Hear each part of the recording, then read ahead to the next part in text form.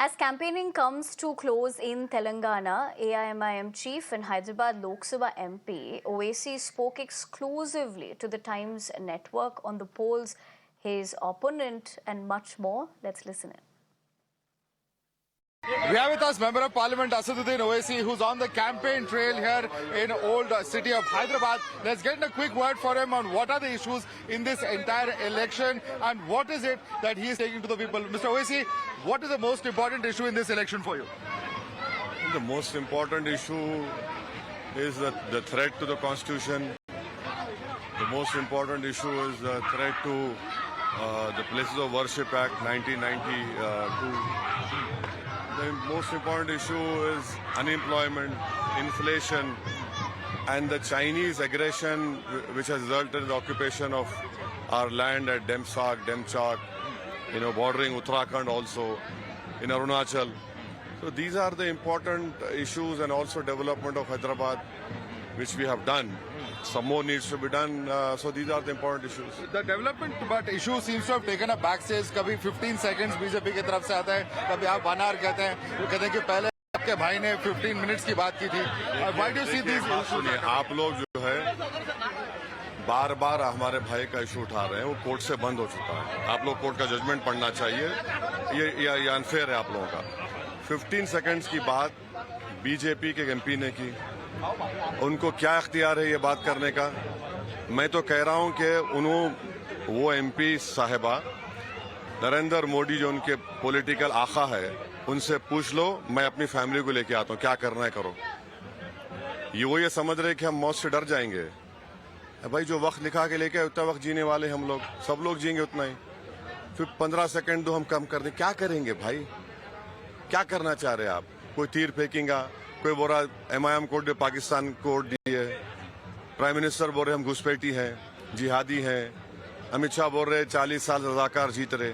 आप home minister है, आप प्राइम मिनिस्टर हैं, आप बीजेपी के एमपी हैं, ये जबान इस्तेमाल कर रहे हैं आप एक पूरे हैदराबाद की जनता को तौहीन कर रहे. प्राइम मिनिस्टर ये बोल रहे कि लीज पे दे दिए. हैदराबाद को लीज पे दिए. हैदराबाद में जो लोग रहते हैं वो जानवर हैं, इंसान नहीं है. उनको इख्तियार नहीं है अपने पसंद का वोट इस्तेमाल करने का. प्राइम मिनिस्टर को यह समझना चाहिए कि लीज पे तो वो अपने आप को दे चुके हैं 7,000 करोड़ का इलेक्टोरल बॉन्ड लेकर. प्राइम मिनिस्टर तो लीज पे अपने आप को दे चुके, जो भारत में 21 लोगों को 21 लोगों को दौलत उनको इतनी मिली 10 साल में कि 70% ऑफ इंडियंस की वेल्थ को मिला लिया जाए तो 21 लोगों की वेल्थ का मुकाबला नहीं हो सकता. क्या बात कर रहे हैं प्राइम मिनिस्टर? आप तो पूरा कम्युनिटी को तौहीन कर रहे हैं. आपका दिल नहीं भरा. आपके रूपाला ने गुजरात में राजपूतों को गाली दी. अब आप हमारे पीछे, माइनॉरिटी से पीछे पड़े हैं. इसका क्या कारण मानते हैं? क्या आप देखते हैं कि ये डेलिबरेट एक तरह है पोलराइजेशन का? कुछ लोग ऑपोजिशन में कहते हैं कि डेस्परेशन है बीजेपी का. आप इसे कैसे? ये असल चेहरा है प्राइम मिनिस्टर का. ये डीएनए है बीजेपी का. ये वही बात कर रहे हैं. अब आप देखिए चंद्रयान 3 गायब, 5 ट्रिलियन इकोनॉमी गायब, विकसित भारत गायब, विश्व गुरु गायब, परमानेंट मेंबर सिक्योरिटी काउंसिल गायब. हाँ वो सब वो क्या बनाए थे इंडिया, ऑस्ट्रेलिया, अमेरिका, वो गायब.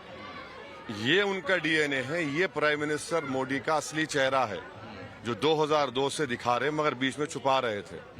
तो अब हिजाब उठ चुका है. ये चेहरा है. ये prime minister economic advisory council की आपने एक रिपोर्ट देखी होगी. क्या इस रिपोर्ट की टाइमिंग को भी आप चुनाव से जोड़ के देख रहे हैं कि आप इसको कैसे? वो रिपोर्ट कितनी झूठ है.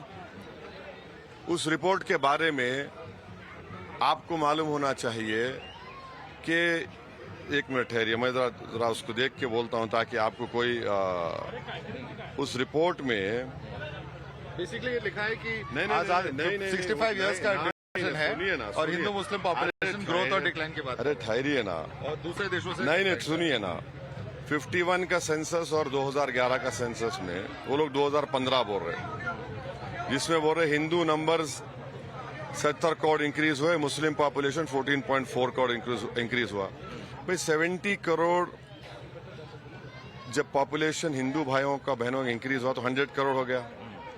और आप 18 करोड़ से डरा रहे हैं.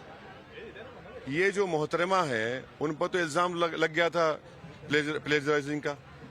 वो गवर्नर तमिलनाडु की बेटी है.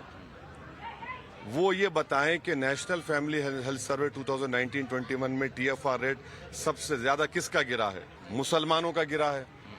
हाईएस्ट TFR रेट गिरा है तो मुसलमानों का गिरा है। फिर भी आप खतरा बना रहे और आप लोग अपने चैनल पे डिबेट करा रहे उसको। अरे पूछ रहे आप डिबेट, अरे आप तो डिबेट करा दिए ना। आप तो मैसेज दिए कि देखो मुसलमान इतना बढ़ रहा है। हकीकत यह है कि इस साल 2070 में 78.78% पे हिंदू पॉपुलेशन स्टेबलाइज होगा। 2101 में मुस्लिम पॉपुलेशन 18 कुछ परसेंट पे स्टेबलाइज होगा। कभी भी मुस्लिम पॉपुलेशन नहीं बढ़ेगा हिंदू पॉपुलेशन से। ये क्या बोल रहे हैं? आपको इतना डर क्यों दिखा रहे आप? इसीलिए मैंने कहा कि 1930 में उस वक्त की जर्मनी में जो यहूदियों के खिलाफ नफरत और झूठ और उनको खतरा बनाना और उनको बताना कि ओरिजिनल जर्मन नहीं है, वो आज भारत में हो रहा है। जी, एक आखिरी सवाल। आज अरविंद केजरीवाल जी को इंटरिम बेल मिला है। दिल्ली के चीफ मिनिस्टर हैं जो बार बार आम आदमी पार्टी और तमाम जो अपोजिशन पार्टीज कहते आ रही हैं कि एजेंसीज का मिसयूज हो रहा है। आप मानते हैं कि कहीं ना कहीं उस आर्गुमेंट को एक सपोर्ट मिला है आज इस कोर्ट के इस एक्शन से? देखिए कोर्ट का फैसला है, सुप्रीम कोर्ट, वो भी सुप्रीम कोर्ट ने उनको बेल दी है। उस पर क्या बोल सकते हैं हम लोग? सुप्रीम कोर्ट ने ऑर्डर दिया है तो जाहिर इन कंडीशंस भी लगाए उनको, तो सुप्रीम कोर्ट ने दिया है, इसमें क्या है? It has no bearing on the allegations of opposition parties. No. I don't want to get into allegations or not allegations, but it is a judgment of Supreme Court. But as far as Mr. Kejriwal is concerned, he is part of this secular alliance. Now he voted with BJP on 370. You know, he wants a particular religious books to be taught in government schools. What is that? Is that secularism? Please tell me. You're saying he has dabbled in soft Hindutva in the recent past. Not this is very convenient to say soft or hard. Hindutva is Hindutva only. There is no soft, no hard. And that was written by Savarkar in 1923. It's simple as that. So anyway, Supreme Court has given a judgment. It is their judge. The Supreme Court has given a judgment. He'll be out on bail. Right. So how do you view this statement of Manishankar Ayyar? He has made a recent statement that when it comes to relations with Pakistan, India should not adopt an aggressive approach because they are a nuclear power. This is what Manishankar Ayyar has said. How would you look at the statement of Mr. Ayyar? Because his statements have caused a lot of controversy in the recent past. Well, India also is nuclear power. So both have a responsibility.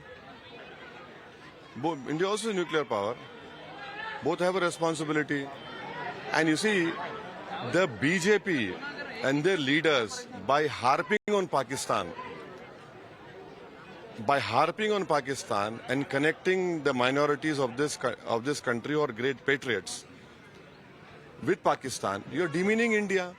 What is Pakistan in front of India? Please tell me. What is Pakistan? The people cannot produce a tire. Your love for India is that you're demeaning the country by comparing Muslims or by talking about Pakistan so much. Why did Modi went to Nawaz Sharif's wedding and then it was followed by a Pathankot Air Force base attack by Lashkar-e-Taiba terrorists? So, this is my opinion on your question. Okay, thank you so much. Thank you, boss. Thank you so much.